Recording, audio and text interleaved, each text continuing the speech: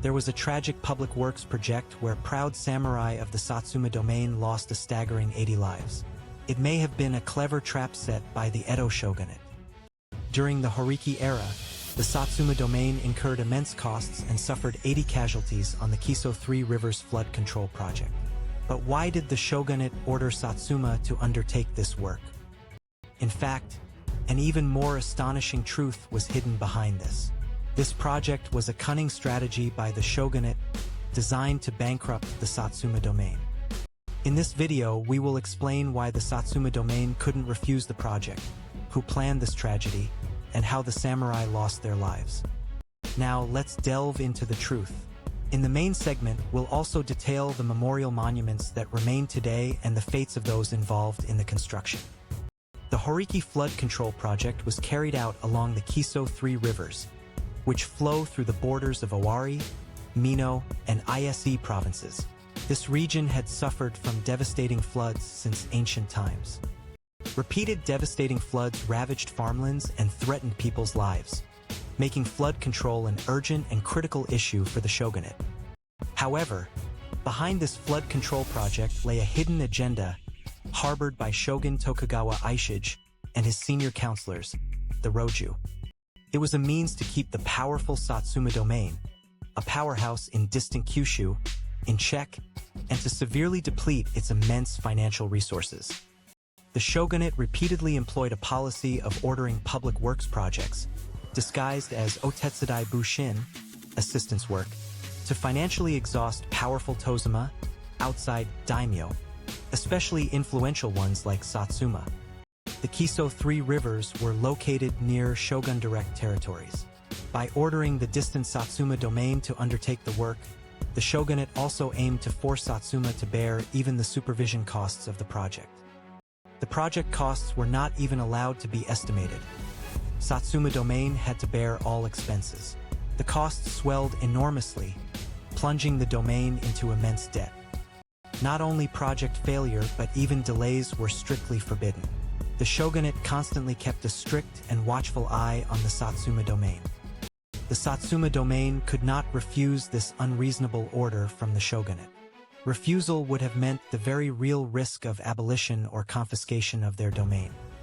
The shogunate's aim was not just flood control, but also the deliberate weakening of the Satsuma domain. So what fate befell the domain's samurai? Hirata Yukie, Pingtanrunfu, a senior retainer, Karo, of the Satsuma domain, was appointed as the general magistrate, Sobugyo, for this arduous construction. Bearing the entire fate of the domain on his shoulders, he headed to the project site. Over 1,000 samurai were dispatched from the Satsuma domain. They suffered from grueling heavy labor in unfamiliar territory and the profound loneliness of being far from their homeland. In winter, they endured freezing cold. In summer, epidemics raged, and many samurai succumbed to illness. Food was scarce, and malnutrition became a severe problem.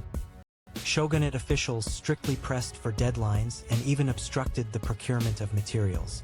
The Satsuma samurai were pushed to their absolute physical and mental limits. Furthermore, the shogunate repeatedly demanded funds under the pretext of inspecting the construction site. Satsuma domain's finances were pushed further and further into desperation. Hirata Yukie, unable to receive financial aid from the domain, attempted to support the samurai by investing his private fortune. However, the burden was simply too immense. Grueling labor, hunger, and illness, profound nostalgia for home, coupled with the shogunate's unreasonable pressure. The samurai spirits were rapidly reaching their breaking point. And finally, samurai began to take their own lives. It is said they sought to alleviate the domain's burden through their own deaths. Hirata Yukie witnessed the deaths of his samurai and was deeply heartbroken. Yet, the construction could not be halted. Amidst the extremely difficult construction, samurai fell one after another. So, what truly lay behind these sacrifices? The confluence of the Kiso 3 rivers had fast currents and deep waters. With the technology of the time, constructing embankments there was an exceedingly difficult, almost impossible task. Even with modern civil engineering technology, this terrain would be challenging. yet the people of that era were forced to complete it in just a few years. Many samurai died from overwork, accidents, and epidemics. They perished in a foreign land, never able to see their families back home. Furthermore, shogunate officials tolerated no delays and imposed even greater burdens on the Satsuma domain. This relentless pressure also pushed them to their mental breaking point. Many samurai made the tragic choice to take their own lives. Their farewell letters expressed deep loyalty to the domain and heartfelt thoughts for their families. There is also a theory that their suicides were an attempt to save the domain's finances, even if only slightly. It was the ultimate resolve of a samurai, to serve their domain even in death. Hirata Yukie, despite being heartbroken by the sight of these samurai, believed that only by completing the project could he truly honor their sacrifices. Despite numerous sacrifices, the project was completed. So, how truly great was the cost? In Hōreki 5, 1755, the Kiso Three Rivers Flood Control project was finally completed. However, what remained for the Satsuma domain was colossal debt and deep, lasting scars. Lord Shimazu Shichide ordered Hirata Yukie to commit seppuku, a grave punishment. This was a painful, agonizing decision made to demonstrate responsibility to the shogunate. Then, on May 25, Hōreki 5, Hirata Yukie took his own life at the age of 52. His death was presented as taking ultimate responsibility for the project.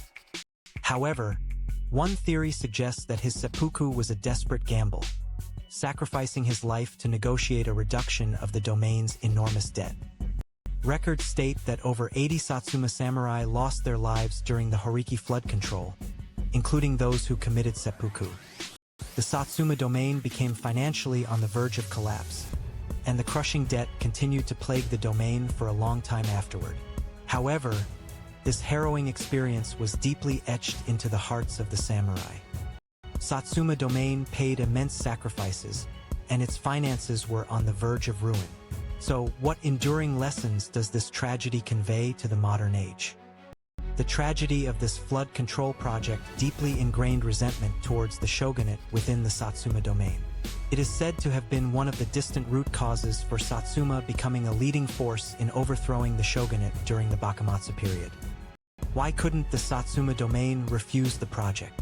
It was due to the shogunate's immense power and its strategy to keep Tozuma, outside daimyo, in check. Refusal would have meant the destruction of the domain itself. Who planned this tragedy? It was a cunning conspiracy by the shogunate's senior counselors, Roju of the time, specifically aimed at weakening the Satsuma domain. And how did the samurai lose their lives?